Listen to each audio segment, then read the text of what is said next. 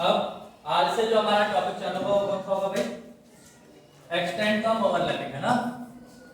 Extent of over, ठीक है। देखो एक्सटेंट ऑफ ओवरलैपिंग का सीधा सीधा मतलब हमारा ये है कि ओवरलैपिंग कितनी हो गई, ठीक है। ओवरलैपिंग कितनी कर रही है उसी को हम लोग क्या नाम देंगे? सीधा सीधा एक्सटेंट ऑफ ओवरलैपिंग, या फिर हम इसे क्या कह देंगे? Strength of overlapping. तो या फिर आप कहेंगे एक्सटेंट ऑफ ओवरलैपिंग, या फिर इसको क्या नाम दे देंगे और करके स्ट्रेंथ ऑफ ओवरलैपिंग, ठीक है। अब समझो सबसे पहला जो ओवरलैपिंग हम लोगों ने पढ़ा था वो क्या पढ़ा था? एस और एस ओवरलैपिंग,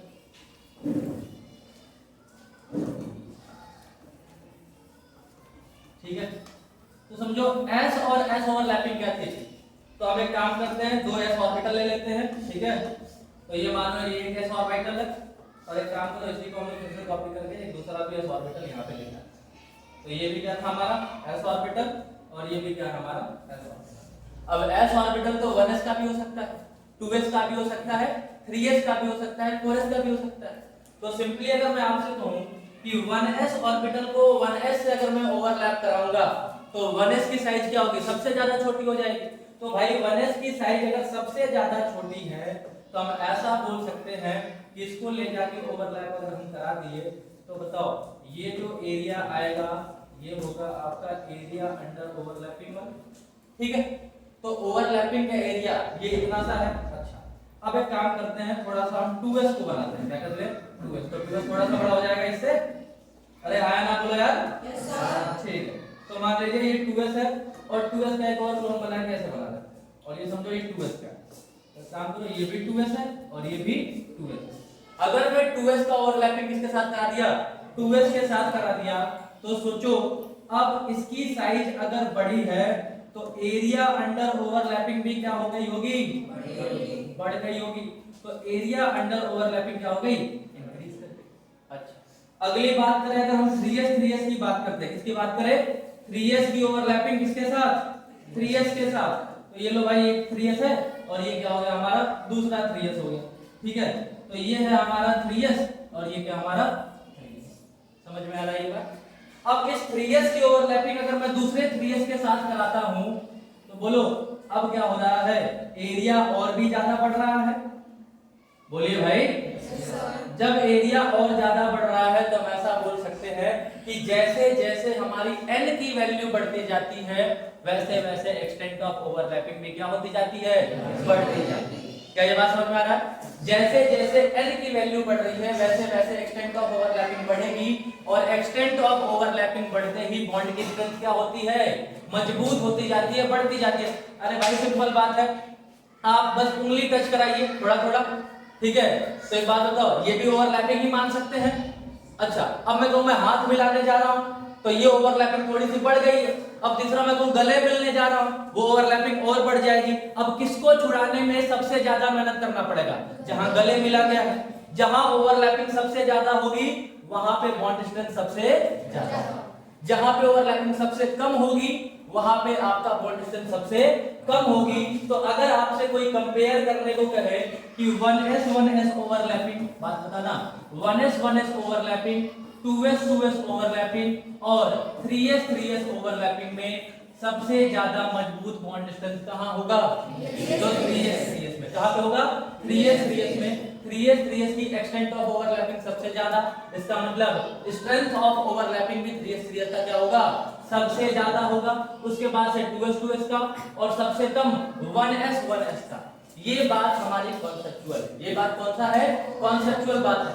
लेकिन अगर मैं आपको नोट पॉइंट बना के बताऊं, ठीक है, ये बात आप लोग नोट बना के लिखिएगा, 1s की ओवरलैपिंग की एक्सटेंट जो होती है वो एक्सेप्शनली हाईएस्ट होती है। क्या होती है? एक्सेप्शनली हाई होता है। क्या बोला जाएगा इसको? Exceptionally, exceptionally. अब आप कहेंगे कि एक्सेप्शनली हाई क्यों हो जा रही है? 1s का तो ओवरलैपिंग सबसे कम हो रही है और इसका बॉन्ड स्ट्रेंथ भी सबसे कमजोर होना चाहिए था।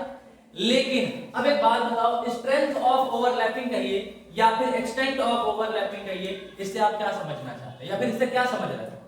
जितना मजबूत बॉन्ड होगा, और बॉन्ड की मजबूती हम कैसे नापेंगे? जैसे मान लीजिए आपके पास एक धागा है, ठीक है, एक 3 रुपए का धागा आता है, ठीक है, जिससे लोग कपड़ा सिलाई करते हैं, आता है कि नहीं आता है? एक वो वाला धागा आता है जिससे हम लोग 26 जनवरी में बलून बांधते हैं, वो थोड़ा सा रेशम की तरह, और एक तीसरा आता है नरकुल की रस्सी जिससे लेटर उल्टर लगता है, उससे बांधा जाता है, होता है कि नहीं होता है? अब भाई स्ट्रेंथ अगर आपको चेक करना है तो आप कैसे चेक करते हो?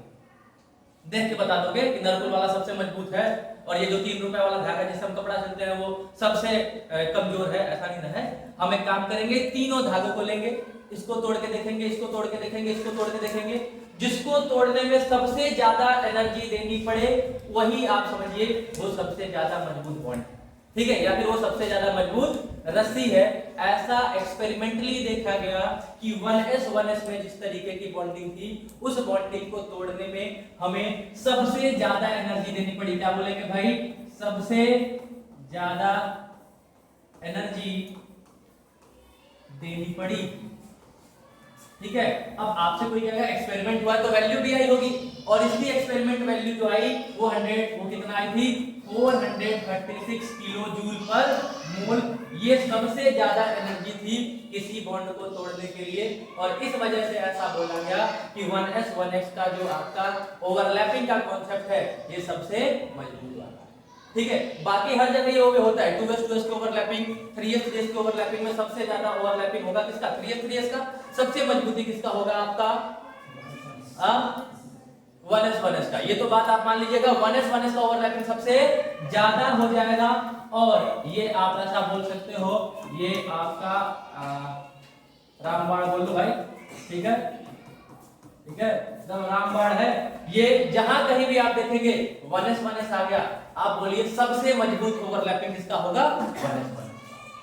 कहीं भी कोई भी क्वेश्चन आए, ठीक है, जैसे आपको बोल दिया सिंपली, अगर मैं आपसे पूछूं एक क्वेश्चन इस तरीके से कि बोलो भाई 2s 3s फिर 2p 2p और 1s 1s, इनमें से अगर आपसे क्वेश्चन पूछा कि सबसे ज्यादा ओवरलैपिंग या फिर सबसे ज्यादा बॉन्ड स्ट्रेंथ, सबसे ज्यादा एक्सटेंट ऑफ ओवरलैपिंग किसमें देखने को मिलेगा, तो भले हमको इसकी केमिस्ट्री नहीं पता, भले हमको इसकी केमिस्ट्री नहीं पता, लेकिन इसकी तो पता है 1s 1s की ओवरलैपिंग सबसे ज्यादा होती है, मतलब उसकी बॉन्ड स्ट्रेंथ जो होगी वो सबसे ज्यादा होगी। क्या ये बात समझ में आ गई है? बोलो। एक्सटेंट ऑफ ओवरलैपिंग किसमें बात कर रहे हैं? एस एस ओवरलैपिंग, ठीक है। अब किसकी बात होगी? एसपी ओवरलैपिंग, फिर उसके बाद पीपी ओवरलैपिंग, उसके बाद एसपी ओवरलैपिंग, उसके बाद पीपी ओवरलैपिंग, उसके बाद से डीडी ओवरलैपिंग। यही तो पढ़ना है हमें। चलो तो ये नोट कर लो पहले, अगर नोट करना है तो करना है, इसके चक्कर मत पड़ो यार, क्या पता नेट रहे ना रहे तुम्हारे यहाँ, ठीक है। ये नोट कर लीजिए, मिलेगा, मिलेगा, हाँ मिलेगा, मिलना चाहिए, चलिए।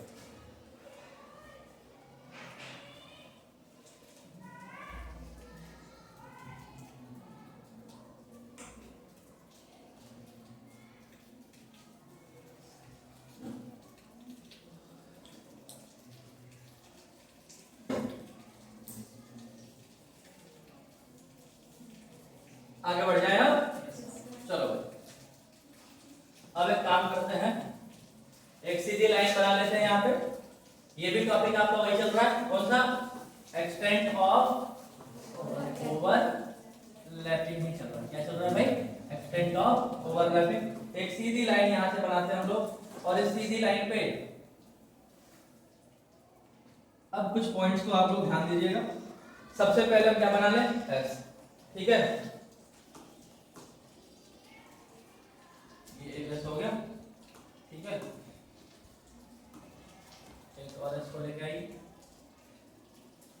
एक और एस लेके आइए,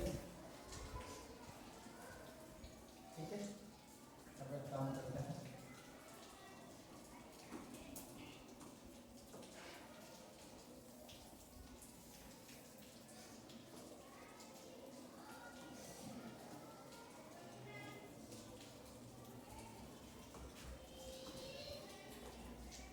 अब समझ में आ रहा है क्या बनाना चाह रहा हूं?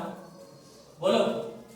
अब यहां लिख लेना for the same value of n, क्या लिखेंगे, for the same value of n, n की वैल्यू क्या कर दो, सेम कर दो। अगर मैं आपसे बोलूं कि ये 2s है और ये भी 2s है, ठीक है, ये क्या है आपका 2s है और ये क्या है आपका 2p है, और ये क्या है आपका 2p है और 2p है। देखने से समझ में आ रहा है ये x एक्सिस के अलोंग है, तो ये क्या है आपका 2px है, ये भी 2px है और ये भी 2px है। अब समझिए कि भाई इनमें किस तरीके का एक्सटेंट ऑफ ओवरलैपिंग है। भाई अब तो अलग अलग ऑर्बिटल्स है आपके सामने, पहले में s और s ओवरलैपिंग, दूसरे में क्या है हमारा s और p ओवरलैपिंग, और तीसरे में क्या हमारा p और p ओवरलैपिंग। क्या है हमारा ss ओवरलैपिंग, ठीक है, इसके बाद sp ओवरलैपिंग और ये क्या हमारा pp ओवरलैपिंग। अब समझिएगा इन केसेस, अगर मैं 2s की बात करता हूं तो बताओ हमारे पास तीन, ये x एक्सिस है, सॉरी ये x एक्सिस हो जाएगा हमारा, थोड़ा कलर बदल देते हैं भाई, ठीक है, ये क्या हमारा x एक्सिस, ये क्या हमारा y एक्सिस मतलब y कोऑर्डिनेट, और ये क्या हमारा z कोऑर्डिनेट। इधर भी अगर चेक करूं तो x, ये y और ये z, इनमें भी वही हो जाएगा x y z। यहां चेक करो तो भाई ये केवल x कोऑर्डिनेट में ही देखने को मिल रहा है आपको, बोलो। अगर यहां पे अगर मैं बात करूं तो ये भी केवल x कोऑर्डिनेट, और यहां भी अगर हम बात करें तो ये भी केवल क्या है हमारा x कोऑर्डिनेट। इलेक्ट्रॉन पाए जाने की प्रोबेबिलिटी कितनी है चेक करो भाई। तो इस डायरेक्शन में भी भाई अगर ओवरऑल इलेक्ट्रॉन आपके पास एक है, ओवरलैपिंग कब होता है, यहां से आगे लीजिएगा, ओवरलैपिंग तब होता है जब दो ऑर्बिटल में एक इलेक्ट्रॉन और एक इलेक्ट्रॉन प्रेजेंट हो, और वो भी कैसे, अपोजिट स्पिन के साथ, ठीक है, मतलब इसमें भी एक इलेक्ट्रॉन हो, इसमें भी एक इलेक्ट्रॉन हो, और वो उनका स्पिन कैसा होना चाहिए, अपोजिट स्पिन होना चाहिए, तब जाके ओवरलैपिंग पॉसिबल होता है। अब बोलिए अगर ये और ये आपस में ओवरलैप करने वाले हैं, कौन कौन, ये ऑर्बिटल और ये ऑर्बिटल, तो एक बात बताओ, यहाँ पे इलेक्ट्रॉन पाए जाने की संभावना 1/3, ठीक है, इधर भी इलेक्ट्रॉन पाए जाने की संभावना 1/3, इधर भी इलेक्ट्रॉन पाए जाने की संभावना 1/3। भाई ओवरलैपिंग का मतलब क्या, इलेक्ट्रॉन के ऊपर इलेक्ट्रॉन जो है वो क्या कर ले, ये दो बन जाए, मतलब कि यहाँ पे पेयरिंग हो जाए इलेक्ट्रॉन्स का, ठीक है। यहाँ भी आप चेक कर लो, ये भी क्या हो जाएगा 1/3, ये भी क्या हो जाएगा आपका 1/3, और ये भी क्या हो जाएगा आपका 1/3। अब एक काम करते हैं, इनको ले जाके ओवरलैप कराते हैं, ठीक है। अब देखिए ओवरलैप कराएंगे तो 1/3 ओवरलैपिंग होगी। अब जैसे ही इसमें 1/3 की ओवरलैपिंग होनी चालू हो जाएगी, काम करते हैं वो कैसे बनेगा देख सकते हैं। तो बताओ 1/3 ओवरलैपिंग होगी, 1/3 प्लस 1/3 कितना होगा, हाँ 2/3 की ओवरलैपिंग हो जाएगी। बोलो मैं इसको फिर से वापस अपने जगह पे लेके आता हूँ। तो यहाँ पे ओवरलैपिंग कितनी हुई 2/3। अगर मैं इसको 2/3 मतलब ओवरलैपिंग करा देता हूँ तो एक बात बताओ ये वैल्यू कितनी आएगी, 2/3 का मतलब कितना हो जाएगा, हाँ 0.67। चलो भाई तो यहाँ पे ओवरलैपिंग की वैल्यू आ जाए 0.67। यहाँ चेक करो इधर 1/2 होगा, बोलो इधर भी 1/2 होगा। यहाँ तो आप सबको पता चल गया कितना है 1/3 और यहाँ भी कितना है 1/3। ये थोड़ा मैथमेटिकल अप्रोच है कि एक्सटेंट ऑफ ओवरलैपिंग हम किस तरीके से चेक करते हैं, जज करते हैं। तो बात बताओ भाई जब मैं इनको लेके जाऊंगा इधर साइड में तो 1/2 प्लस 1/3 इन दोनों को ऐड करेंगे हम लोग। तो बोलो भाई ये क्या हो जाएगा आपका 1/2 प्लस 1/3, ये है ना, ये 1/2 है, ये क्या हमारा 1/3 है। इन दोनों को जब हम ऐड ऑन करेंगे तो ये क्या हो जाएगा आपका, कितना हो जाएगा 2/5/6 ना, हो जाएगा 5/6। ये क्या है करीब करीब 1 के बराबर हो रहा है भाई, करीब करीब 1 के बराबर होगा लेकिन 1 नहीं होगा। तो हम ऐसा बोल सकते हैं कि नियरली इक्वल्स टू 1, लेकिन क्या होगा छोटा होगा ना ये वैल्यू, तो ये वैल्यू जो आएगी हमारी 1 से छोटी हो जाएगी। जबकि अगर मैं तीसरी बात करूं यहाँ पे P और P की तो ये 1/2 है और ये भी 1/2 है। जब ये दोनों आपस में ओवरलैप कर रहे होंगे, ध्यान से सुनना, जब ये दोनों आपस में ओवरलैप कर रहे होंगे तो क्या हो जाएगा 1/2 प्लस 1/2, ये कितने के बराबर आ जाएगा, बोलो भाई, 1/2 प्लस 1/2 2/2 होगा। हाँ भाई 2/2 बराबर 1 हो जाएगा। क्या हो जाएगा 2/2 which is equal to 1। अब यहाँ से आप चेक कर सकते हो, ये मैथमेटिकल जो नंबर्स आए आपके सामने, ये वैल्यू सबसे छोटी आ रही है, फिर ये वैल्यू उससे बड़ी और ये वैल्यू सबसे बड़ी। जितना ज्यादा बड़ी वैल्यू देखने को मिलेगी उतना ज्यादा आपका एक्सटेंट ऑफ ओवरलैपिंग भी होगा। मतलब higher the value of extent of overlapping higher the bond strength. ठीक है, जितना ज्यादा आपकी एक्सटेंट ऑफ ओवरलैपिंग होगी उतना ही ज्यादा बॉन्ड स्ट्रेंथ होगा। अरे भाई जब दो दोस्त गले मिल रहे हैं, वो बता रहा है ना वो कितने बढ़िया दोस्त हैं, कि बस एक कह रहा है कि हाथ रख दिया तो अच्छे दोस्त नहीं हुए, हाथ मिलाया तो ठीक ठाक दोस्त है। जबकि अगर जाके कोई गले मिल रहा है तो क्या हुआ, सबसे बेहतरीन दोस्त हुआ।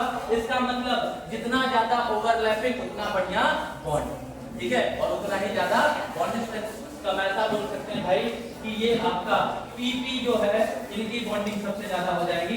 तो अगर आपको ऑर्डर ऑफ बॉन्ड स्ट्रेंथ लिखना है तो क्या लिखेंगे, बोलो भाई, for the same value of n, for the same value of n, n की वैल्यू क्या हो जाए, सेम हो जाए। किसको छोड़ देना है, एक्सेप्ट, बोलो भाई, एक्सेप्ट 1s। ये 1s के बारे में अगर आपको जानकारी चाहिए तो थोड़ा सा और भी ज्यादा डिटेल में आपको जानना पड़ेगा। बहुत सारे रीजंस हैं क्यों 1s जो है वो सबसे बढ़िया ओवरलैपिंग दिखाता है। देखो केमिस्ट्री में ऐसा कुछ भी नहीं है कि एक्सपेरिमेंटली किया गया तो ज्यादा है, सबके पीछे कुछ ना कुछ रीजन होता है, ठीक है। लेकिन अभी आप लोग क्लास 11th स्टैंडर्ड में उतना ज्यादा बताया भी नहीं जाता है। बस इतना समझिए कि 1s के बॉन्ड को तोड़ने में सबसे ज्यादा एनर्जी देनी पड़ती है। इस वजह से ऐसा माना जाता है कि 1s का एक्सटेंट ऑफ ओवरलैपिंग सबसे ज्यादा है। क्लियर हो गया ये बात? चलो तो भाई अगर मैं ऑर्डर ऑफ बॉन्ड स्ट्रेंथ करूं for the same value of n, ये बात सबसे ज्यादा इंपॉर्टेंट है। n की वैल्यू क्या कर दीजिए, सेम कर दीजिए।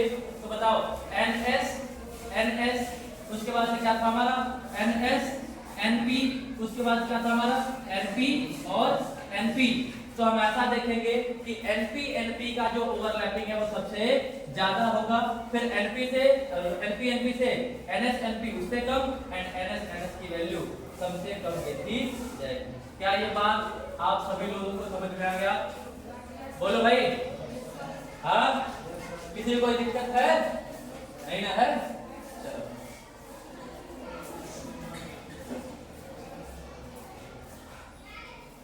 इस तरीके से क्वेश्चंस आपको डायरेक्ट मतलब देखने को मिलेंगे। जेईई मेंस के क्वेश्चन जो होते हैं वो आपको सीधा सीधा देखने को मिलेगा कि ये ऑर्बिटल दिए गए हैं।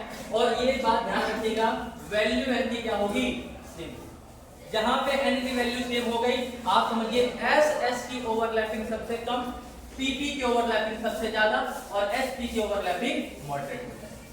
कोई दिक्कत इसमें? बोलो भाई, ठीक है। अरे यार आप लोग इसके चक्कर में मत पड़ो, ठीक है, ये क्लास को एंजॉय करो आराम से, ये तो चलता रहेगा। समझ में आ रहा है? हाँ, मतलब ऐसा ना हो कि इसके लग जाने से आप लोगों की पढ़ाई में कोई दिक्कत हो, मैं नहीं चाहता हूँ बिल्कुल, ठीक है। आप क्लास को एकदम आराम से एंजॉय कीजिए, जैसे आप पहले भी करते आते थे वैसे आज भी कीजिए, ठीक है ना। हमारे एटीट्यूड में कोई कमी आनी चाहिए ना आपके एटीट्यूड में कोई कमी आनी चाहिए। ये बस एक नाम मात्र का इंसानों द्वारा बनाया गया कुछ चीज है, ठीक है, जो हम लोग के सामने खड़ा किया गया और कुछ भी नहीं। चलो भाई आगे बढ़ जाए, किसी को कोई दिक्कत इसमें नहीं ना है? अच्छा, अगर आपसे कोई पूछे, देखो ये बहुत बढ़िया सवाल है, ठीक है, अगर आपसे कोई पूछे कि 4s,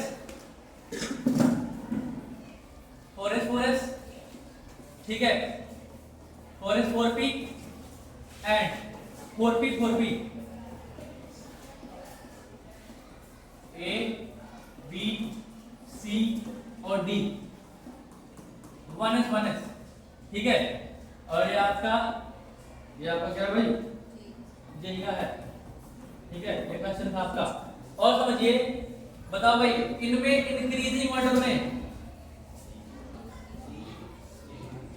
इंक्रीजिंग ऑर्डर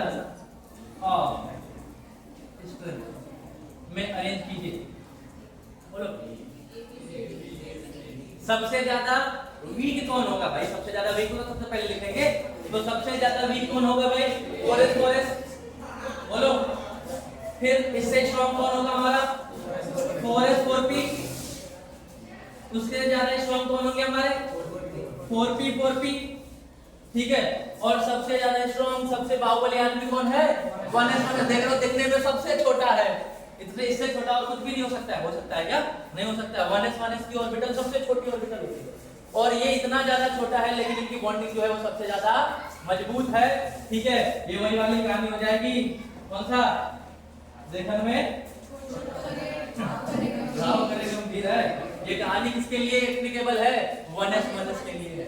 1s देखने में सबसे ज्यादा छोटा है, लेकिन इनकी जो एक्सटेंट ऑफ ओवरलैपिंग भी देखने में सबसे छोटी थी, लेकिन जो इनकी इंटरनल भावना है, ठीक है, समझ रहे हो, वो इतनी ज्यादा मजबूत है कि एक मोल तोड़ने में, जिसमें 1s तरीके की बॉन्डिंग है, उसको तोड़ने में कितनी एनर्जी देनी पड़ी थी? ध्यान से देखो तो भाई, कितनी देनी पड़ी?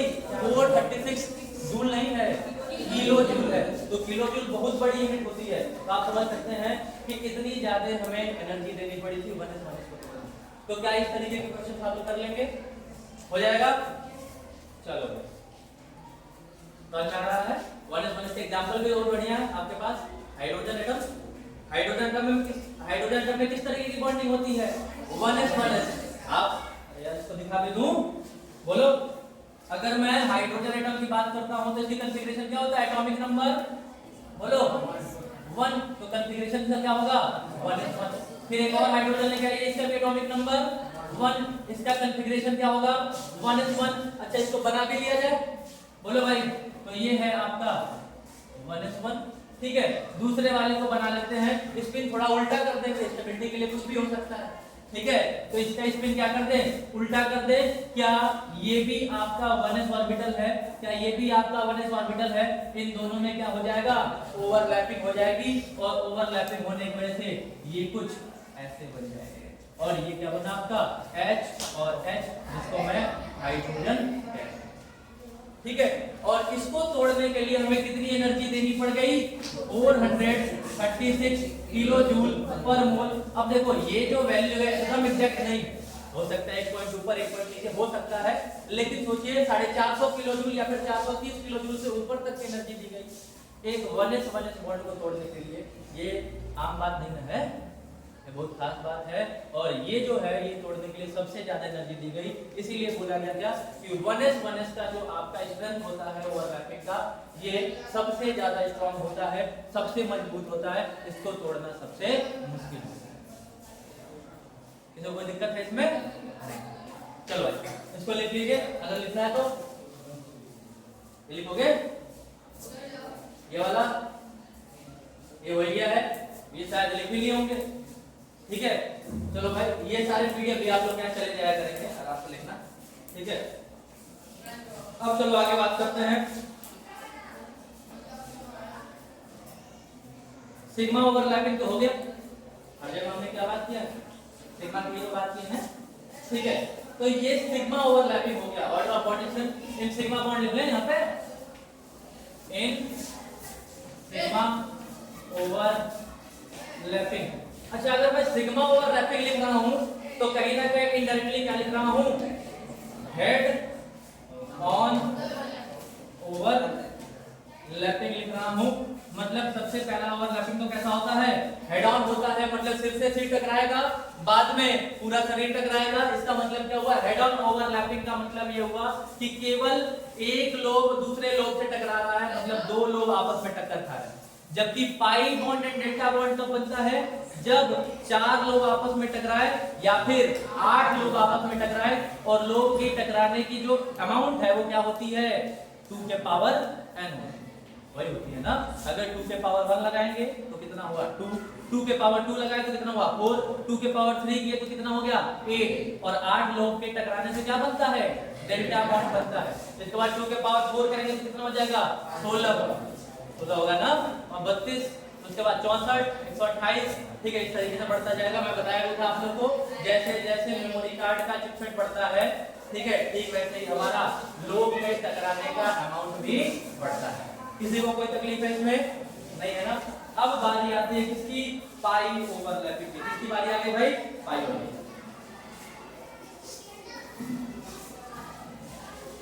यही किया ना। चलो अब बात कर ले पाई ओवरलैपिंग।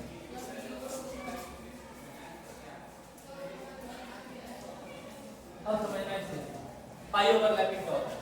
तो पाई ओवरलैपिंग के लिए भी हमें काम करते हैं, लाइन खींच लेते हैं लंबी सी, ठीक है। और एक बात बताओ, एस जहां कहीं भी आता है क्या वो पाई बॉन्ड बनाता है? पाई हमेशा क्या बनाता है? सिग्मा। हाँ, इवन पी भी आपके सिग्मा बना लेते हैं, ऐसा नहीं है, लेकिन एस कहीं भी आएगा वो क्या बनाएगा? सिग्मा बनाएगा। पाई कौन कौन बना सकता है? या तो पी टी टकराए तो बन जाएंगे, या तो पी और डी टकराए तो बन जाएंगे, या तो डी और डी टकराए तो बन जाएंगे। क्या डी डी के टकराने से भी बनता है कि नहीं बनता है? बिल्कुल बनता है। तो एक काम करते हैं, सबसे पहले हम लोग पी ऑर्बिटल बना लेते हैं, ठीक है। तो लो भाई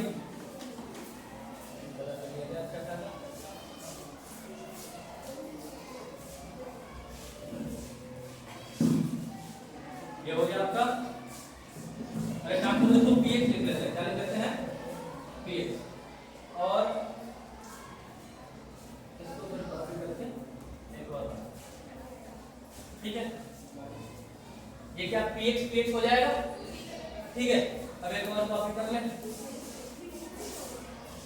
तो डी ऑर्बिटल से बना लेते हैं, ठीक है। और एक बात बताओ, कौन से डी से बनेगा? एक्सियल वाले से कि नॉन एक्सियल वाले से? हाँ, एक्सियल वाले से। अरे भैया एक्सियल वाले से बनाओगे हो? एक बात सुनो तो, थोड़ा सा दिमाग का कॉमन इस्तेमाल करो। क्या ये एक्सियल डी है? भैया एक्सिस वाला डी है ना। क्या इससे मैं पाई बॉन्ड बना लूंगा? नहीं। जैसे ही करीब लेके जाऊंगा ये तो लोब आ गया, और लोब से टकराते ही इसको पता चल जाएगा कि यहाँ कोई बॉन्ड फॉर्मेशन पॉसिबल नहीं है। तो भाई इस वाले को नमक लेके आइएगा, किस वाले को लेके आना है? इसको थोड़ा सा क्या कर लेना है? तिरछा कर लेना है। क्या कर लेना है? क्या थोड़ा बढ़ा ले। अब समझ में आ रहा है?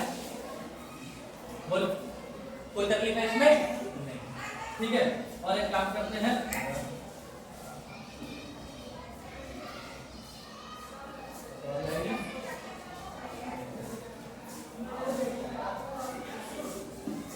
अब समझो ओवरलैपिंग कब होती है? जब ऑर्बिटल के पास एक इलेक्ट्रॉन होते हैं और दूसरे ऑर्बिटल के पास जो दूसरा इलेक्ट्रॉन हो वो क्या होना चाहिए? वो भी आपका अपोजिट स्पिन के साथ सिंगल इलेक्ट्रॉन होना चाहिए, ठीक है। तो एक काम कर लेते हैं भाई, ये यहाँ बना लीजिए और ये यहाँ बना लीजिए, ठीक है। क्या इसका स्पिन बदल लें हम लोग? थोड़ा सा बदल लेना चाहिए, ठीक है। इसका स्पिन, ठीक है। चलो दूसरे बात करते हैं, इसको यहाँ बना लेते हैं और दूसरे को यहाँ बना लेते हैं, ठीक। तीसरा बोलो भाई, एक यहाँ बना लेते हैं। समझ में आ रहा है? अब आपको तो ये पता चल ही गया होगा कि भाई जब हमें ओवरलैपिंग करानी है तो इसको उठा के यहाँ लाना पड़ेगा, बोलो, तो उठा के यहाँ कहीं लाना पड़ेगा। अब एक बात बताओ, इस सेंट्रल पोजीशन में ही तो हमारा न्यूक्लियस होगा। दूसरा रंग क्या? इस सेंट्रल पोजीशन में ही क्या होगा? हमारा न्यूक्लियस।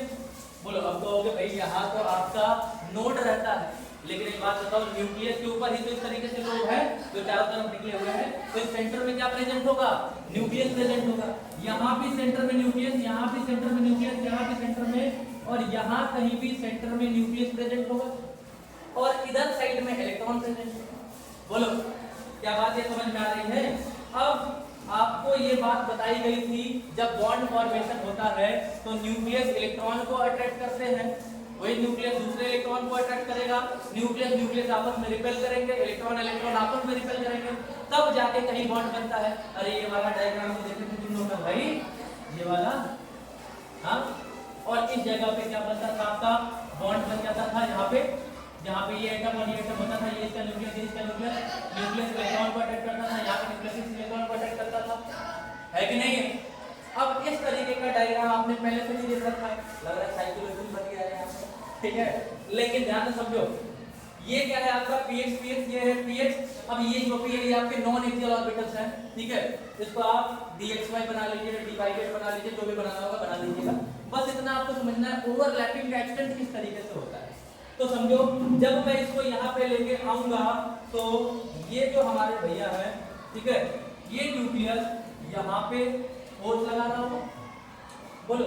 ये न्यूक्लियस यहाँ पे फोर्स लगा रहा होगा, बोलो भाई। ये दोनों न्यूक्लियस जो है, ये न्यूक्लियस वहां फोर्स लगा रहा होगा, ये न्यूक्लियस यहाँ फोर्स लगा रहा होगा। और इस तरीके से अगर मैं इसको A बोलता हूँ, क्या बोलूं भाई, इसको अगर A बोलता हूँ तो क्या ये भी A हो जाएगा, बोलिए, क्योंकि दोनों में तो डिस्टेंस तो बराबर है, एक भी डिस्टेंस पे। अच्छा, दूसरे की बारी आती है तो ये वाले भैया ये तो उतनी दूरी का फोर्स लगा रहे हैं जितना पहला वाला A लगा रहा है, ठीक है। मानो ये सभी इक्वल डिस्टेंस में है, हल्का फुल्का छोटा बड़ा हो सकता है, मान सकते हैं, लेकिन मानिए कि दोनों को बराबर दूरी, ये न्यूक्लियस बराबर दूरी पे, देखने से नहीं लग रहा होगा बराबर है, लेकिन मानना है ये क्या है, बराबर दूरी पे है। तो ये न्यूक्लियस यहाँ पे कितना फोर्स लगा रहा होगा, A के बराबर ही तो लगा रहा होगा। जबकि इस न्यूक्लियस की अगर बारी आई तो क्या ये थोड़ा सा छोटा मतलब थोड़ा सा कम दूरी पे फोर्स लगा रहा है। और जब कोई चार्ज पार्टिकल, ये चार्ज भी तो है, प्लस चार्ज या माइनस चार्ज पार्टिकल के बीच में डिस्टेंस को कम करते हैं तो फोर्स बढ़ जाता है, मैं बोलो यार। जब चार्ज पार्टिकल के बीच में डिस्टेंस घटाएंगे तो फोर्स क्या हो जाएगा, बढ़ जाएगा। और इसका नाम हम लोग ये रख सकते हैं, क्या नहीं, क्या रखेंगे, क्या रखेंगे, बी रखेंगे। तो बताओ, A और A में डिस्टेंस बड़ा बड़ा था, A और B की जो डिस्टेंस, ऐसा मान सकते हो कि A की डिस्टेंस ज्यादा और B की डिस्टेंस कम, ठीक है। ये आपका डिस्टेंस है, क्या है, डिस्टेंस है। तो जब डिस्टेंस बड़ा होता है तो यहाँ का फोर्स कम हो जाएगा और यहाँ का फोर्स ज्यादा हो जाएगा। बोलो हाँ या ना, ये समझ में आ रहा है कि नहीं आ रहा है। जब फोर्स ज्यादा हो जाएगा तो हमारा अट्रैक्शन बढ़ जाएगा, बॉन्ड की मजबूती और बढ़ जाएगी, हाँ या ना, अरे बोला करो यार, ठीक है। तो भाई जब बॉन्ड की मजबूती बढ़ जाएगी तो हम ऐसा बोल सकते हैं कि ये जो हमारा P और D का जो पाई बॉन्ड है, मतलब हम इसे P पाई D पाई कह दूंगा, इसको P पाई P पाई कह दूंगा, बोलो यार, इसको P पाई बोलूंगा, इसको P पाई D पाई बोलूंगा, क्योंकि ये जो पाई बॉन्ड बन रहा है ये P और D ऑर्बिटल के ओवरलैप करने से बन रहा है। ये जो पाई बॉन्ड बन रहा है वो P और P के ओवरलैप करने से बन रहा है। जबकि यहाँ पे चेक करो, इस न्यूक्लियस की बारी आई तो बोलो ये कौन सा फोर्स लगा रहा होगा, B वाला लगा रहा है। चेक करो, ये भी ट्रीटेड है इधर साइड में, बोलो ये कौन सा फोर्स लगा रहा है, B। ये कौन सा फोर्स लगा रहा है, ये भी B लगा रहा है। इसका मतलब जब जब B लगेगा डिस्टेंस घटेगा तो फोर्स बढ़ेगा। इसका मतलब जब हम d पाई में बात कर रहे होंगे, किसकी बात कर रहे होंगे, d पाई में, तो यहाँ पे डिस्टेंस सबसे कम होगा तो फोर्स सबसे ज्यादा होगा। यहाँ पे डिस्टेंस मॉडरेट होगा तो फोर्स भी क्या होगा, मॉडरेट होगा। और यहाँ पे डिस्टेंस सबसे हाई होगा तो फोर्स क्या होगा, सबसे कम होगा। और फोर्स जब ज्यादा हो जाता है तो हम फोर्स जब कम हो जाता है तो हम क्या बोल देते हैं कि वहां पे जो बॉन्ड है उतना मजबूत नहीं है। तो in case of pi bond, बात समझिएगा, in case of pi bond p pi का जो पाई स्ट्रेंथ होता है वो सबसे कम होता है, एंड डी पाई का जो सबसे बॉन्ड स्ट्रेंथ होता है वो सबसे ज्यादा। क्या ये बात समझ में आई? पी पाई की बॉन्ड स्ट्रेंथ सबसे कम और डी पाई की बॉन्ड स्ट्रेंथ सबसे ज्यादा। तो क्या अगर आपसे ऑर्डर ऑफ पाई बॉन्ड बोला जाए, क्या बोला जाए, order of pi bond strength कि अगर हम बात करते हैं तो सबसे ज्यादा मजबूत कौन होगा, डी पाई बोलो भाई। इसके बाद क्या होंगे, चलो एक काम करते हैं, इंक्रीजिंग ऑर्डर में लिखते हैं। सबसे कम पी पाई, उससे ज्यादा पी पाई, उससे ज्यादा डी पाई। क्या ये बात समझ में आ रही है, बोलो भाई। ये पाई स्ट्रेंथ की बात है। अब समझो, थोड़ा सा इस चीज को हम लोग क्या करते हैं, निमोनिक्स बना लेते हैं, ठीक है, क्योंकि आप लोग तो पढ़ाई लिखाई से वैसे उतना ज्यादा प्यार मोहब्बत तो है, ठीक है। तो क्या करेंगे हम लोग, सबसे पहले ध्यान से समझना, प्यार प्यार, ठीक है। उसके बाद अब प्यार तो हो गया, तो प्यार में क्या मिलेगा? अरे धोखा होगा यार, क्या होगा? पी पाई डी पाई आ रहा है, और इसके बाद जब एक बार धोखा हुआ तो धोखा ही धोखा होगा, ठीक है। क्या हुआ? तो क्या हुआ? पी पाई, फिर आया क्या? डी पाई, उसके बाद से क्या आया हमारा? तो बोलो प्यार प्यार, फिर प्यार मेरा धोखा, उसके बाद धोखा। बात समझ में आ रहा है? तो पी पाई सबसे बॉन्ड डिस्टेंस कमजोर, उसके बाद पी पाई डी पाई, और सबसे ज्यादा मजबूत क्या होगा? डी पाई। और याद होगा धोखा आदमी को मजबूत बना देता है ना? तो धोखा जितना ज्यादा है आप समझिए मजबूती उतना ज्यादा है। समझ में आ रहा है? तो पी पाई सबसे कमजोर, पाई बॉन्ड डिस्टेंस से बात कर रहा हूं, पी पाई की बॉन्ड डिस्टेंस सबसे कमजोर, उससे ज्यादा मजबूत पी पाई, और सबसे ज्यादा मजबूत डी पाई। क्या ये बात समझ में आ रही है? बोलो।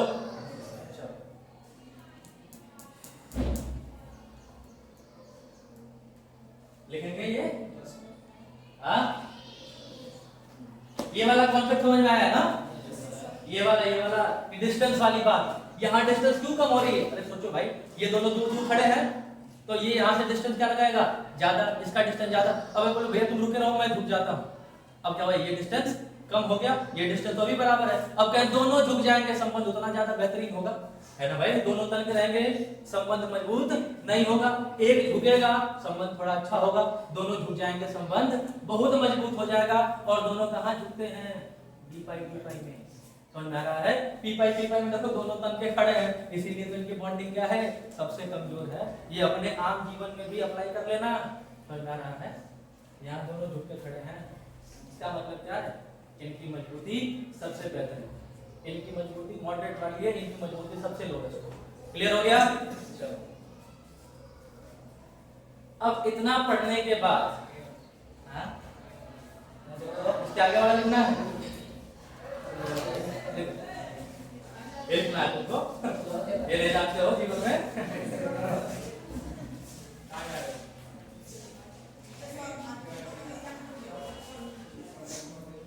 और कोई दिक्कत? क्या इसमें किसी को कोई दिक्कत नहीं है?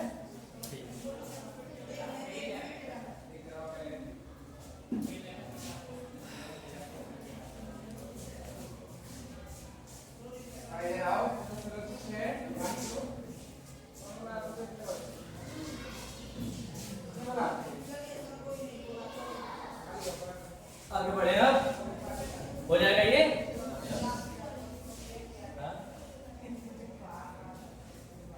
लिखना है, तो बहुत ज्यादा कुछ लिखवाया ही नहीं गया आप लोग। अब सुनो, इतना पढ़ लेने के बाद आप लोग किसी मॉलिक्यूल को जब बना रहे होंगे तो उसकी ओवरलैपिंग आप करा लेंगे, है कि नहीं? तो एक काम करते हैं, फॉर्मेशन ऑफ किसकी? CH4 बाई ओवरलैपिंग, ठीक है? CH4 का फॉर्मेशन ओवरलैपिंग कॉन्सेप्ट से बात करते हैं, ठीक है? अब सबको यह बात पता होगा कि जो हमारा कार्बन है ये कितना बॉन्ड बनाता है? लेकिन याद रखना, कार्बन 2 ही बॉन्ड बनाता है अपने किस स्टेट में? Ground state.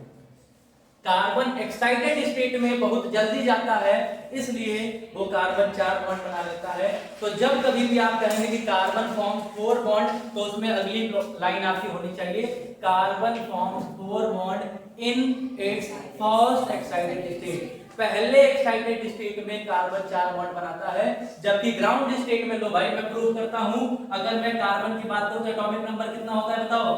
6। अगर हम इसका कॉन्फ़िगरेशन करेंगे तो 1s2 2s2 होगा, और क्या हो जाएगा? 2p2। क्या ये सभी को आता है ना? कॉन्फ़िगरेशन तो आना चाहिए, ठीक है? तो जब मैं 2s2 2p2 की बात करता हूं तो ये मानिए आपका क्या है? 2s2। और अगर मैं p ऑर्बिटल की बात करता हूं तो इसमें कितने ऑर्बिटल होते हैं? ठीक है? तो भाई बताओ, बॉन्ड बनाने के लिए क्या होना चाहिए? सबसे पहली बात तो ऑर्बिटल में एक ही इलेक्ट्रॉन होना चाहिए। तो यहां चेक करो, 2 ही ऐसे ऑर्बिटल हैं जिनमें एक एक इलेक्ट्रॉन है, एक ऑर्बिटल तो ऐसा है जिनमें दोनों के दोनों इलेक्ट्रॉन प्रेजेंट है, तो क्या ये ऑर्बिटल बॉन्ड फॉर्मेशन में पार्टिसिपेट करेगा? नहीं करेगा। मतलब ये कार्बन का ग्राउंड स्टेट है, ठीक है, ये कार्बन का क्या है? ग्राउंड स्टेट है। अब किसी ने कार्बन को बता दिया कि अरे यार थोड़ा सा एनर्जी मिल जाएगा तो तुम उड़ के कहां चले जाओगे? यहां से यहां चले जाओगे और ज्यादा से ज्यादा बॉन्ड बना लोगे। जितने ज्यादा आप बॉन्ड बना सकते हैं उतना ही ज्यादा आपकी एनर्जी निकल जाएगी, उतने ज्यादा आप खुद को स्टेबल करेंगे। अब कार्बन कह रहे भाई ये बात पहले क्यों नहीं बताए? मेरे तो इलेक्ट्रॉन पहले से ही छटपटा रहा है कि मैं उठ के कहां चला जाऊं, आगे चला जाऊं। थोड़ी बहुत इसको एनर्जी अगर दे दी गई, इतनी सी थोड़ी बहुत, लोग कहते हैं ना कि लो भैया जाके थोड़ा मीठा पानी कर लेना, ठीक है, ये थोड़ी बहुत एनर्जी होती है लोगों की। अगर तुम्हारे घर कोई रिश्तेदार आते हैं और कह दिए लोग 10 रुपया जाके टाफी खा लेना, तो वो उनके लिए बहुत थोड़ा बहुत पैसा है, समझ में आ रहा है। और जैसे ही बाबू को 10 रुपया मिलेगा, ये फट से अपने घर से निकल के दुकान पर जाएंगे, उस दुकान पे जाके अपने आप को स्टेबल कर लेंगे, मतलब टाफी वाफी खरीद के खा लेंगे, है कि नहीं? तो इसका मतलब क्या है? जैसे ही थोड़ी बहुत इसको एनर्जी प्रोवाइड कराई गई, ये इलेक्ट्रॉन उड़ के कहां चला जाएंगे भाई? यहां से यहां चले जाएंगे और ये क्या हो जाएगा? फर्स्ट एक्साइटेड स्टेट हो जाएगा। तो काम करते हैं, ये ग्राउंड स्टेट था, अब हम इसका पहला एक्साइटेड स्टेट बनाते हैं, कार्बन स्टार बनाते हैं। क्या करते हैं? कार्बन स्टार बना लेते हैं। जैसे ये कार्बन स्टार बना, आप समझिएगा ये फर्स्ट एक्साइटेड स्टेट है, मतलब थोड़ा बहुत इसको पैसा देके आगे प्रमोट कर दिया गया है। और जैसे ही आगे प्रमोट कर दिया जाएगा, अब इसके पास, बोलो भाई इसमें कितने इलेक्ट्रॉन हो गए? एक इलेक्ट्रॉन हो गए। बोलो भाई इसमें कितने हो गए? तो पहले से ही दो में एक इलेक्ट्रॉन थे, अब तीसरे वाले में भी एक इलेक्ट्रॉन हो जाएगा, ठीक है। अब जैसे ही यहाँ पे चार खाली खाली ऑर्बिटल दिखे, हाइड्रोजन कैसे आएगा? अपना 1s1 ऑर्बिटल लेके आएगा। बोलो भाई हाइड्रोजन कैसे आएगा? अपना 1s1 ऑर्बिटल लेके आएगा। एक और हाइड्रोजन अपना 1s1 ऑर्बिटल लेके आएगा, एक और हाइड्रोजन अपना 1s1 ऑर्बिटल लेके आएगा, और एक और हाइड्रोजन अपना 1s1 ऑर्बिटल लेके आएगा। और कहा जाएगा हम तो अब क्या करेंगे? बोलो भाई क्या करेंगे? बॉन्ड बनाएंगे। क्या करेंगे? बॉन्ड बनाएंगे, और बॉन्ड बना के खुद को स्टेबल कर लेंगे। क्या कर लेंगे? खुद को स्टेबल कर लेंगे। आराम से बॉन्ड बनाया जाएगा, बात समझिएगा, आराम से बॉन्ड बनाया जाएगा, आराम से CH4 मॉलिक्यूल बन जाएगा। यहां तक तो मेरे हिसाब से किसी को कोई दिक्कत नहीं हुई होगी, लेकिन असली कहानी तो अब चालू होगी, है ना? अब आप लोग को लग रहा होगा ये 10वीं तक तो यही पढ़े थे, एकदम मजेदार था CH4, ठीक है, चारों अपने आप में बना लिए, ठीक है। लेकिन अब कहानी यहां से असली चालू। क्या भाई देखो, ये 3 हाइड्रोजन जो है, अच्छा एक नया बनाया जाए, ठीक है, यहां जगह नहीं मिलेगी ना, क्या था भाई? कार्बन पहले एक्साइटेड स्टेट में था अपने, ठीक है, कार्बन क्या था अपने पहले एक्साइटेड स्टेट में, यहां पे भी सिंगल बॉन्ड, यहां पे भी सिंगल बॉन्ड, अरे यार क्या हो गया, ये ऊपर है ना, ऐसे कोई जरूरी नहीं है कि वैसे ही था, ठीक है, हम अपने लिए हमेशा बनाते वैसे तो ऐसे बनाते, ठीक है। चलो ऐसे बन गया। अब हाइड्रोजन अपना 1s1s लेके आएंगे, तो हाइड्रोजन का 1s थोड़ा सा दूसरे रंग से बना देते हैं, ठीक है। ये आपका हाइड्रोजन का 1s है, ये भी हाइड्रोजन का 1s है, ये भी हाइड्रोजन का 1s है, और ये भी आपका हाइड्रोजन का 1s है। अब यहाँ पे इनको अपार खुशी हुई कि ये चारों के चारों जो हैं ये क्या करेंगे? Single single single single bond बना लेंगे, ठीक है। यहाँ तक तो सबको पता है कि भाई इस तरीके से बॉन्ड बना के खुद को स्टेबल कर लेंगे। लेकिन सुनो, क्या किसी का आज तक पेट भरा है? नहीं। ये लाख स्टेबल हो जाएंगे ना, फिर भी ये दूसरे से कंपटीशन करना चालू कर देते, ठीक है। मतलब ये S कह रहा है मैं तो P के साथ बॉन्ड बनाया हूं, ये S कह रहा है मैं तो P के साथ बॉन्ड बनाया हूं, ये भी S कह रहा है मैं P के साथ बॉन्ड बनाया हूं। बेचारा ये देख रहे हो, ये S के साथ बॉन्ड बना रहा है, मतलब यहां ओवरलैपिंग किसके साथ हो रही है? S के साथ। कितने लोगों को ये पॉइंट समझ में आ रहा है जो मैं बोलना चाहता हूं? अब सोचो, P की अगर हम बात करते हैं तो P जो है, समझिएगा, इसको मान लेना ये एक 4 बहनें हैं, 4 बहनें हैं, ठीक है, बहन लिख लेना, अंग्रेजी में लिखना होगा तो ये 4 बहनें हैं। और चारों बहनों की अब शादी करनी है, बॉन्ड बनाना मतलब शादी करना है, ठीक है। अब चारों की अगर शादी करनी है, बोली गई कि पहली बहन कह रही मैं तो पी के साथ बॉन्ड बनाऊंगी, दूसरी कह रही मैं पी के साथ बॉन्ड बनाऊंगी, तीसरी भी कह रही मैं पी के साथ बॉन्ड बनाऊंगी, ठीक है। चौथी क्या कह रही है, अब तो पी है ही नहीं, हम किसके साथ बॉन्ड बनाएंगे, और यहाँ कंडीशन हो जाएगा मरता क्या नहीं करता वाला। मतलब सोचो पी का जो शेप था वो दिखने में कुछ ऐसा था, सबको पसंद आ रहा था, और सोचा गया कि भाई पी वालों को जल्दी भर दिया जाए। और एस जो है ये देख रहा हूं ना कैसा है, गोला मोला सा है, ठीक है। क्या इससे कोई बॉन्ड बनाना चाहेगा? नहीं। लेकिन आपने सुना होगा ना मामा से बेहतर क्या है, काना मामा होते हैं। भाई मामा नहीं होने से बेहतर थोड़े मामा हमारे आंख से दबे हुए हो तभी बढ़िया है कि नहीं। लेकिन मतलब अरे काना मामा समझते हो ना, हाँ वही वाली कहानी है। सोचो ये चौथी बहन कहेगी अरे यार इससे साथ ही बॉन्ड बना लेते हैं। लेकिन एक बात समझिएगा, ये बस सुंदर थे, ये बस सुंदर थे, ये पैसा वाला था, समझ रहे हो। अब बॉन्ड हमेशा सुंदरता से तो बनता नहीं है, हाँ ना, तभी उस पर आप देखिए खतरनाक खतरनाक लोग पड़े, हाँ। और बॉन्ड केवल पैसा से भी नहीं बनता है, ये भी है। लेकिन थोड़ा बहुत आप ये समझ सकते हो, अगर इनकी सैलरी 20,000 है, ठीक है, और इनकी सैलरी 25,000 है, नो डाउट हम किसको प्रीफर करेंगे, 20 वाले को। अरे सुंदर तो है कम से कम, 20,000 कमाएगा, कोई दिक्कत नहीं है। अरे 5,000, अरे भाई अरे काहे तुम खुश हो रहे हो, तुम लोग क्यों खुश हो रहे हो, किस लिए खुश हो रहे हो, हमको नहीं समझ में आ रहा। पैसा आपको कमाना है, खुश होने की जरूरत नहीं है। चलो आगे बढ़ो। 20,000 की बात है, 25,000 की बात है। अरे 20-25 में कोई ज्यादा फर्क नहीं है। अरे कम से कम सुंदर तो है, लेकिन 20,000 है, 20,000 कोई दिक्कत नहीं, कैसा भी रहे, एक पैर ना रहे, ठीक है। उसका चेहरा कैसा भी रहे, उससे कोई सच्चाई है भाई आजकल का, मैं बस जोड़ रहा हूं उससे, कोई दिक्कत नहीं। एक पैर ना रहे, ठीक है, मतलब सोचो कुछ भी ना रहे, ठीक है, मतलब बस लड़का है, ठीक है, कोई दिक्कत नहीं है, लेकिन बॉन्ड बन जाए। अब सोचिए यहाँ का केस तो थोड़ा सा अटपटा सा हो गया कि भाई ये जो है ये आपके ये भी 2s ये भी 2s, मतलब एनर्जी भी सेम है लगभग लगभग। 2 और 2 की बात हो रही है, n की बात हो रही है, यहाँ n मतलब पैसा है भाई, n बराबर पैसा, ठीक है। अगर n की वैल्यू बदल जाएगी तो सोचिए पैसा बदल जाएगा, और 3s ज्यादा बढ़िया बनाएगा 2p से।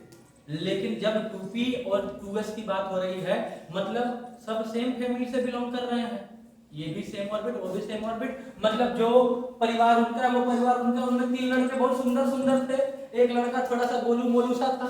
अब कैसे हो पाएगा ना, ऐसा नहीं हो पाएगा, मतलब ऐसा पॉसिबल नहीं। अरे बढ़िया हो, ठीक है, क्या यार थोड़ा सा समझना इस चीज को, मैं जो कहना चाह रहा हूं, ठीक है। ऐसा तो हो गया, ये तो हो गया, ये बात ये समझने के लिए हमारे लिए कि मतलब 4 बहनें, 3 ने एस से शादी कर ली, चौथा सॉरी 3 ने पी से की और चौथा एस से की, ये तो सही बात नहीं है। और हम मान भी लेते हैं कि चलो ऐसा ही हुआ होगा, और ऐसा हुआ क्या है, ऐसा हो रहा है, ये तो सामने एकदम दिख रहा है ना, ऐसा हो क्या रहा है, ऐसा है, ऐसा हो नहीं रहा है, ऐसा ही है। तो जब CH4 बना होगा, ध्यान समझना, ऐसा लिखेंगे कि जब हमारा CH4 बना होगा, उनमें 2 तरह की बॉन्डिंग देखी गई होगी। बोलिए, एक बॉन्डिंग 2s 1s की ओवरलैपिंग से, ठीक है, और एक बॉन्डिंग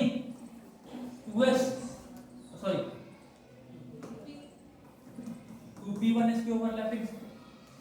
बोलिए, एक बॉन्डिंग 2s 1s की ओवरलैपिंग से, तो ये क्या हुआ, ये 1 बॉन्ड और 4, ठीक है। 4 में से एक बॉन्ड जो होगा वो 2s 1s का बना होगा, चेक कर लो, ये 4 बॉन्ड बन रहे हैं, उनमें से एक बॉन्ड किसका बन रहा है, 2s 1s का, जबकि 3 बॉन्ड्स आउट ऑफ 4। किसके बन रहे हैं भाई? 2p1। ठीक है, अब ऐसा जब देखा गया तो हमारी बीबीटी कही कि हाँ भाई ऐसा ही होता है, और बोल भी नहीं हमारी बैलेंस बॉन्ड थ्योरी कि हाँ ठीक ऐसा ही होगा। जिनमें से जो 3 होंगे वो क्या कर रहे होंगे? p वाले s के साथ बॉन्ड बना रहे होंगे, और एक जो होगा वो क्या कर रहा होगा? वो इसके साथ बॉन्ड बना रहा है। ठीक, ऐसा हमें शुरुआत में देखने में लगा। ये बात मैं बार बार इसलिए रिपीट कर रहा हूँ क्योंकि ये बहुत ज्यादा बढ़िया कॉन्सेप्ट है। यहीं से आज शुरू करेंगे हाइब्रिडाइजेशन, और यहीं से चालू हुआ नीड ऑफ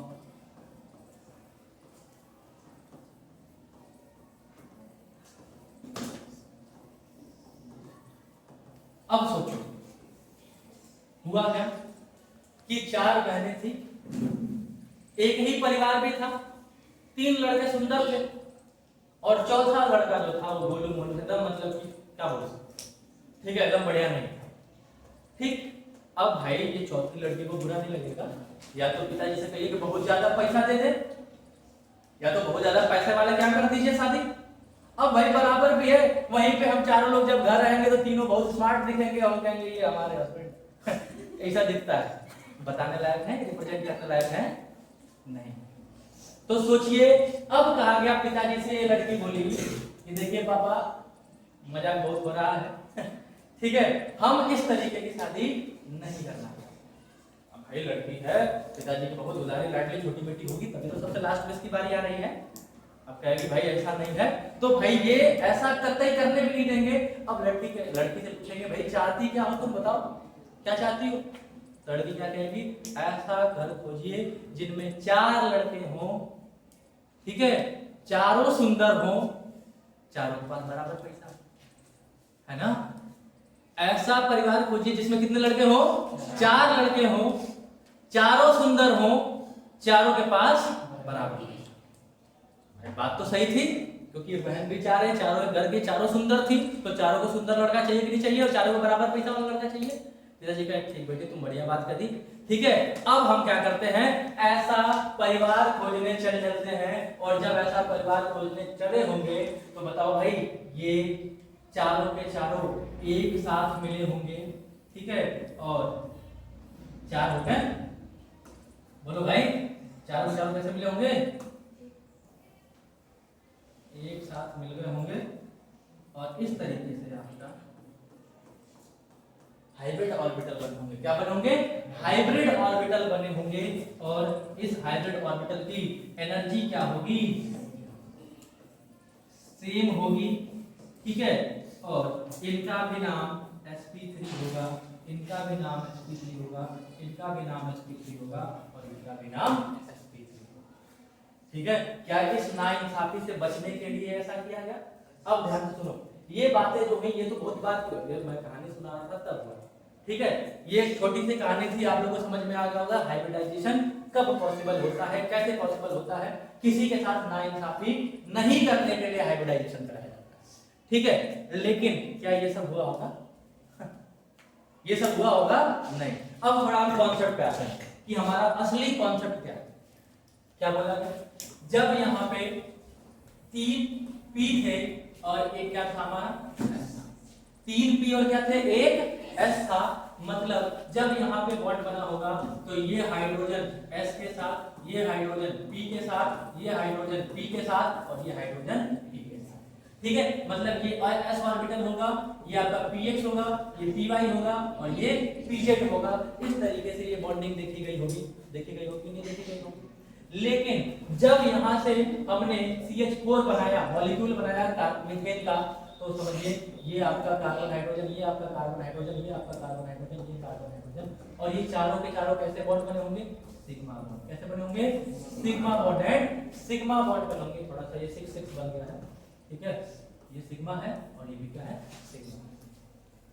जब ये चारों के चारों सिग्मा बॉन्ड बने होंगे तो हमें ये समझ में आना चाहिए कि अब इस बॉन्ड की ब्रेकिंग करा के देखी जाए। भाई ओवरलैपिंग का मतलब क्या? बॉन्ड को ब्रेक कराया जाए। और ऐसा देखा गया है कि जब P और P इंटरमिक्स होते हैं, ठीक है, या फिर P और S इंटरमिक्स होते हैं, तो उनकी बॉन्ड डिस्टेंस थोड़ी सी मजबूत होती है। एस और एस इंटरमिक्स होते हैं तो उनकी बॉन्ड स्ट्रेंथ कमजोर होती है। ऐसा तो पीछे आपने देखा है ना, पीछे पढ़े हो कि नहीं पढ़े हो, बोलो, यहाँ पढ़े नहीं पढ़े हैं? पी एस और पी, एस और एस ओवरलैपिंग से ज्यादा बढ़िया एसपी होता है और सबसे बढ़िया पीपी होता है। तो ऐसा माना जाएगा कि जब ये चार बॉन्ड बने होंगे तो मान सकते हैं कि ये वाली जो ओवरलैपिंग हुई है, इसको हम लोग इस कलर से बना लेते हैं, ठीक है, ये वाली जो ओवरलैपिंग हुई है ये एसपी से हुई है, ठीक है, ये वाली ओवरलैपिंग एसपी से हुई है, ये वाली ओवरलैपिंग एसपी से हुई है, जबकि ये वाली जो ओवरलैपिंग है, ठीक है, ये आपकी एस एस से हुई है। मान सकते हैं ना, आप किसी को भी मान लीजिए, तीन को एसपी मानिएगा और एक को क्या मानेंगे, एस एस मानेंगे, ठीक है। अब आपको पता है एस एस ओवरलैपिंग सबसे कमजोर होना चाहिए और पी और एस मतलब एसपी ओवरलैपिंग मजबूत होना चाहिए। मतलब इनमें से चारों में से किसी तीन बॉन्ड का जो तोड़ने में एनर्जी लगना चाहिए था वो बराबर लगना चाहिए था और चौथे को तोड़ने के लिए उस लगी हुई एनर्जी से कम लगनी चाहिए थी। लेकिन अफसोस ऐसा नहीं हुआ, ठीक है। क्या हुआ भाई, ऐसा देखो, एक्सपेरिमेंटली नहीं बोल सकते हैं, थ्योरेटिकली मतलब हमारी सोच के हिसाब से ऐसा होना चाहिए कि तीन जो आपके sp बॉन्ड हैं इनकी बॉन्ड एनर्जी ज्यादा होनी चाहिए और एक जो हमारा ss बॉन्ड है उसकी बॉन्ड एनर्जी क्या होनी चाहिए, कम होनी चाहिए। क्या ये कहानी सबको समझ में आ रही है कि ऐसा हम सोचेंगे ना, जब हमारी बॉन्डिंग इस तरीके की हुई है तो ये sp ये sp ये sp, तो sp की बॉन्ड एनर्जी ज्यादा होनी चाहिए तो इसको तोड़ने में ज्यादा फोर्स लगना चाहिए था, और ये हमारा s और s वाला है तो s की जो बॉन्ड एनर्जी वो कम होनी चाहिए और इसको तोड़ने में हमें कम एनर्जी देनी पड़ेगी। मतलब जिसको तोड़ने में कम एनर्जी देनी पड़े उसकी बॉन्ड स्ट्रेंथ कम, जिसको तोड़ने के लिए ज्यादा एनर्जी देने पड़े उसकी बॉन्ड स्ट्रेंथ ज्यादा होनी चाहिए कि नहीं होनी चाहिए। क्या ये बात समझ में आ रहा है? लेकिन अफसोस, लेकिन अफसोस ऐसा नहीं, ठीक है। ऐसा नहीं हुआ तो कैसा हुआ, ना ना ना ना ना, ऐसा भी नहीं हुआ। इन चारों को तोड़ने में बराबर एनर्जी देनी पड़ी। मतलब all the four bond in CH4 requires same amount of energy for breaking of bond। लो भाई, अब नहीं बना और बन गया है ना। मतलब हमें पहले लग रहा था कि इनको तोड़ने में ज्यादा एनर्जी देनी पड़ेगी, इनको तोड़ने में कम एनर्जी देनी पड़ेगी, लेकिन अफसोस तो ये हुआ कि इनको तोड़ने में हमें बराबर एनर्जी देनी पड़ रही है। क्या ये लड़की गलत थी? क्या ये लड़की गलत थी? नहीं थी। कहीं हमें ऐसा परिवार खोजिए जिनमें चारों लड़के सुंदर हों, चारों के पास बराबर का पैसा हो। मतलब जब हम चारों को खड़ा करें तो आप पिताजी कह पाए कि ये चारों के चारों मेरे बेटे हैं। ऐसा नहीं कि वो थोड़ा सा बड़ा बनाया उसको सामान उठाने के लिए आया, ऐसा हमें नहीं चाहिए। सोचो, ये तीनों की बॉन्ड स्ट्रेंथ लग भी रहा था कि ज्यादा होगी, इसकी बॉन्ड स्ट्रेंथ लग भी रहा था कि कम होगी, लेकिन जब देखा गया तो सबकी बॉन्ड स्ट्रेंथ क्या थी, बराबर थी। अब कैसे बराबर थी? अब क्या सोचा गया, जब बराबर है इसका मतलब सबके पास सेम एनर्जी होनी पड़ेगी, और सबके पास सेम एनर्जी तब होगी जब ये चारों आपस में क्या करेंगे, हाथ मिलाएंगे, चारों के चारों एक ऑर्बिट के अंदर आ जाएंगे, सबके पास थोड़ी बहुत सुंदरता और थोड़ी बहुत पैसा होगा। समझ में आ रहा है? मतलब ये पहले जैसे दिखते थे वैसे नहीं है, अब बदल गए हैं, और बदल के कैसे हुए हैं, और अब सब में एक इलेक्ट्रॉन है। ठीक है, ये हमारी एक्सपेक्टेशन थी। क्या थी? एक्सपेक्टेशन थी। अब हम बढ़ते हैं किसके तरफ, और रियलिटी में क्या हुआ, ये चारों के चारों जो थे, मतलब ये s का ऑर्बिट और ये p का ऑर्बिट, ये चारों ऑर्बिट आपस में क्या हुए, इंटरमिक्स हुए। और क्या आपने हाइब्रिडाइजेशन का डेफिनेशन पढ़े हो? देखो कभी नहीं याद कर पाओगे जब आप डेफिनेशन याद करोगे, तब याद होगा जब डेफिनेशन को फील करोगे। हाइब्रिडाइजेशन क्या होता है? Intermixing of orbitals. जब ऑर्बिटल्स आपस में मिक्स हो जाएंगे और मिक्स होके सेम एनर्जी लेवल के नए उतने ही ऑर्बिटल बनाएंगे जितने मिक्स हुए हैं, उसी फिनोमिना को हाइब्रिड ऑर्बिटल कहते हैं, या फिर उस ऑर्बिटल्स को हाइब्रिड ऑर्बिटल्स कहते हैं, और उस पूरे फिनोमिना को हाइब्रिडाइजेशन। ठीक है, तो एक ऐसा फिनोमिना जिससे अलग अलग ऑर्बिटल्स आपस में इंटरमिक्स होते हैं, और इंटरमिक्स होने के बाद क्या करते हैं, हाइब्रिड ऑर्बिटल का फॉर्मेशन कहते हैं, जिनकी एनर्जी क्या होती है, सबकी नियर अबाउट या फिर अप्रोक्सीमेटली सेम। ठीक है, जब हम लोग हाइब्रिडाइजेशन के बारे में पढ़ेंगे बहुत बेहतर तरीके से, तो ये सारी की सारी बातें डिस्कस करेंगे। अभी मैं बस केवल हाइब्रिडाइजेशन का इंट्रोडक्शन के बारे में बात कर रहा हूं। ठीक है, ये कहानी चालू कहां से हुई, कहां तक जा सकती है, कैसे कैसे जा सकती है। अब बात करते हैं थोड़ी सी नीड ऑफ हाइब्रिडाइजेशन, ये हाइब्रिडाइजेशन करने की जरूरत ही क्यों पड़ी। ठीक है, मतलब ये हाइब्रिड ऑर्बिटल ये खुश तो थे ना यार, देखो तो खुश नहीं है, ये इधर बॉन्ड बना रहा है, इधर बॉन्ड बना रहा है, इधर बॉन्ड बना रहा है, चौथे लड़के कौन पूछ रहा है यार, छोड़ो हटाओ, वो भी बॉन्ड बना सकती है, बना रही है, ठीक है बनाने दो। लेकिन जरूरत ही क्यों पड़ी, क्या इसकी जरूरत थी इससे मिलने की, कि इसकी जरूरत थी इससे मिलने की? किसकी जरूरत थी इससे मिलने की? एस की जरूरत थी पी से मिलने की। मतलब आप अभी भी सुंदरता के पीछे भाग रहे 20 करोड़ रुपया देख के भी। हाँ, अरे यार बात बताओ, इधर में 20 सीआर लिखा था, सीआर मतलब सीआर नहीं होता है, करोड़ होता है। ठीक है, अरे यार क्या लिखा था बस यार, मिटा दिया हूं क्या? अच्छा तो जान दो। इसका मतलब क्या है कि यार आपको अभी भी लग रहा होगा कि एस कम सुंदर है, इसलिए एस पी के पास गया होगा बेचारा।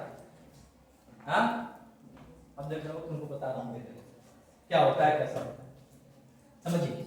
अगर मैं p ऑर्बिटल की बात करता हूं, ध्यान समझिएगा, जो फील हो रहा है थोड़ा बहुत, क्या पढ़ रहे हो, हाँ बस समझते जाओ धीरे धीरे। अगर मैं इसको px बोलता हूं तो ये ऊपर वाला क्या होगा, बहुत बढ़िया, तुम लोग को आ गया है। ये क्या हो जाएगा, अच्छा काम करते हैं, इसको थोड़ा सा कलर बदल देते हैं, क्योंकि इसका कलर बदलते हैं, इसका कलर नीला, ठीक है, और इसको हम नाम रख देते हैं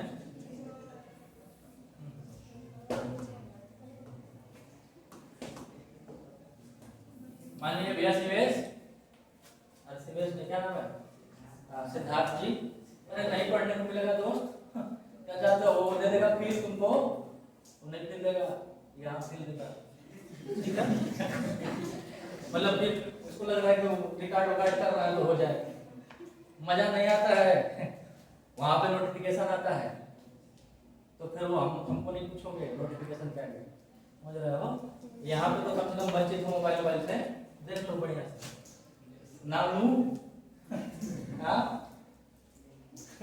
चलो आगे बढ़े, ध्यान से समझो, ये px था, ये py है, ठीक है, तो क्या मैं इसको pz बोल दूंगा, बोलिए pz बोल दूंगा कि नहीं बोल दूंगा।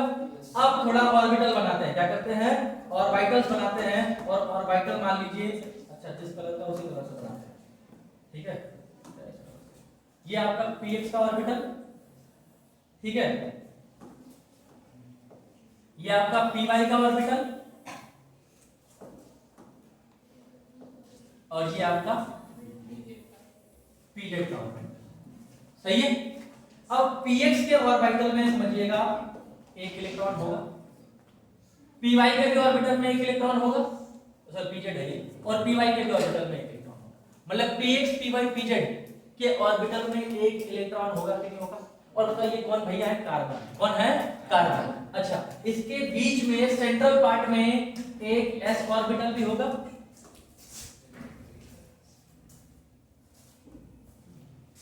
इसके बीच में हमारा कौन सा ऑर्बिटल होगा, s भी होगा। इस s का भी कलर थोड़ा सा बदल लिया जाए, दिख रहा है, नहीं दिख रहा, ये देखिए s का भी थोड़ा सा कलर बदल गया है, अब दिखा अब बताओ इसके पास भी एक इलेक्ट्रॉन होगा, और भाई ये तो आपका स्फेरिकल है ना, ये कैसा है, स्फेरिकल है, इसका इलेक्ट्रॉन इधर भी चाहे इधर भी चाहे इधर भी किधर भी रह सकता है, कि नहीं रह सकता है। अब बताओ भाई ये कहेगा भाई हमारे पास तो पैसा ही पैसा है, हम चाहे तो किधर भी रहेंगे, और ये कह रहा है कि हमारा इलेक्ट्रॉन इधर है, ठीक है। अब बताइए ये अप्रोच ये अप्रोच ये अप्रोच। अब हम बात करते हैं किसकी, 1s ऑर्बिटल की। किसकी बात करते हैं, हाइड्रोजन के 1s की बात करते हैं। लो भैया ये हाइड्रोजन के 1s है हमारे पास, ठीक है। एक और 1s आएगा, ठीक है, ये इसको यहां रख लेते हैं। एक और 1s आएगा, इसको यहां रख लेते हैं, और एक और 1s आएगा, इसको मैं इधर ले आऊं। कोई दिक्कत, बोलो। इन इस डायग्राम से कुछ आप लोगों को क्लियरिफाई हो रहा है कि हम क्या कहना चाहते हैं। अब सोचो क्या हुआ होगा, यहां हुआ ये है कि ये आपके 1s है, ये ऐसे, ये भी ऐसे, ये भी ऐसे, ठीक है, और ये ऐसे, सही है। ये 1s आएंगे कहां पे, ओवरलैपिंग करने, ओवरलैपिंग हो जाएगा, ठीक है। ये एक sp ओवरलैपिंग हो गया, ठीक है भैया। ये 1s आएंगे क्या करने के लिए भाई, ओवरलैपिंग करने के लिए, ये भी एक sp ओवरलैपिंग हो गया। अच्छा ये 1s भी आएंगे क्या करने के लिए, अरे भाई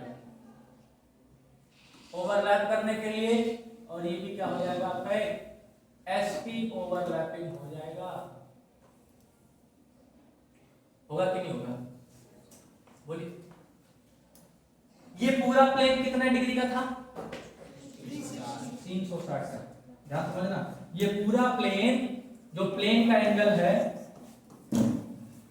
कितने का था, 360 डिग्री, और ये पूरी कहानी 90 डिग्री में खत्म हो गई, है ना। सोचो, अरे 90 डिग्री की बात है, ये आप समझिएगा कि ये 45 ये 45 ये 45, ये गलती है, ये आपस में 90 पे, और ये भी पीछे के साइड, मतलब ये बन रहा है इसका, ये ठीक है। एक एस यहाँ पे, एक एस यहाँ पे, और एक एस यहाँ पे, क्या ये पूरी 3 के 3 बॉन्ड 90 डिग्री में बना खत्म होगा, बोलो। ये जो भैया है एस वाले, इसको कितना डिग्री मिल रहा है, सोचो। अरे यार 360 में से 90 घटाओ, कितना हो जाएगा, 270। मतलब इसको पूरी आजादी है कि ये वाला बॉन्ड जो है वो 270 डिग्री में घूम घूम के बना है, कोई तकलीफ नहीं है।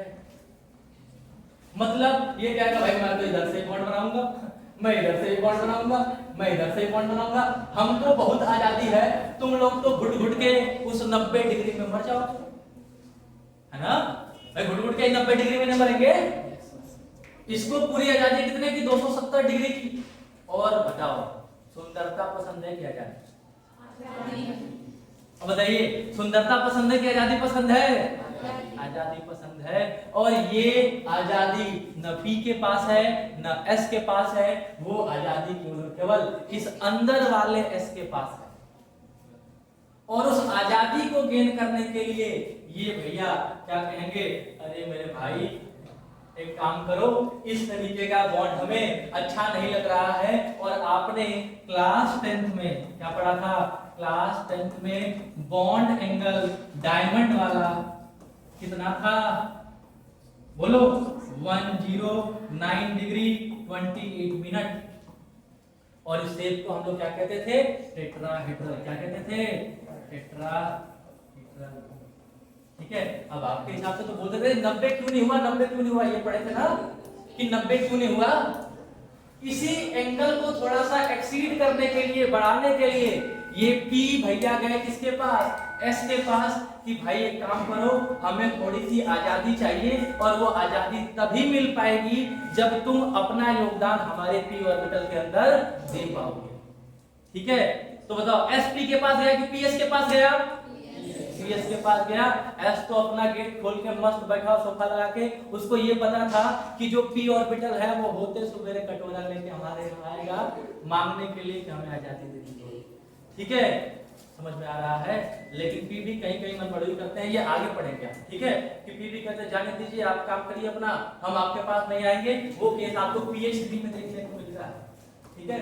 ये एस पी एस टी में देखने को मिलता है, पी नहीं जाता है। एस खोजता है कि अरे पी आएगा पी आएगा पी आएगा, पी नहीं आता है। लेकिन यहाँ तो आपको समझ में आया ना, पी गया किसके पास, एस के पास, कि भाई एक काम करो थोड़ा इंटर मिक्स कर लो हमको। जब हमको इंटर मिक्स करोगे तो हमें थोड़ी आजादी मिल जाएगी और हम अपने बॉन्ड्स को 109 डिग्री 28 मिनट पे बनाना चाहते हैं। और आपने पढ़ा होगा जितना ही ज्यादा एंगल की दूरी होती है उतना ही इलेक्ट्रॉन इलेक्ट्रॉन के बीच की दूरी बढ़ती है, नेट रिपल्सिव फोर्सेस घटते हैं, एटम अपने आप को स्टेबल कर सकते हैं। तो नीड ऑफ हाइब्रिडाइजेशन समझ में आ गई आप लोगों को? कोई तकलीफ है इसमें? किसी को कोई दिक्कत है तो बोल दो भाई, बहुत मेहनत किया, ठीक है, हाइब्रिडाइजेशन समझाने के लिए। समझ में आ रहा है ना? अब आगे तो हम लोग पढ़ेंगे, मीथेन को पढ़ लिए। अब सोचिए वैलेंस बॉन्ड थ्योरी अभी भी आपको सही लग रही है? नहीं, वैलेंस बॉन्ड थ्योरी सही नहीं है, लेकिन बहुत सारे एडवांटेज मिले इसके। बॉन्ड कैसे बनता है, ओवरलैपिंग से बॉन्ड बनता है, ये भी पता चला। मतलब कल हम लोग एडवांटेजेस ऑफ बीबीटी पढ़ेंगे, उसके बाद डिसएडवांटेजेस ऑफ बीबीटी पढ़ेंगे, अब तब असली टॉपिक आ जाएगा आपका हाइब्रिडाइजेशन। ठीक है, बस हम लोग पढ़ रहे थे कि concept of hybridization in overlapping, ये धीरे धीरे स्टार्ट होगा। ठीक है, किसी को कोई तकलीफ है इसमें?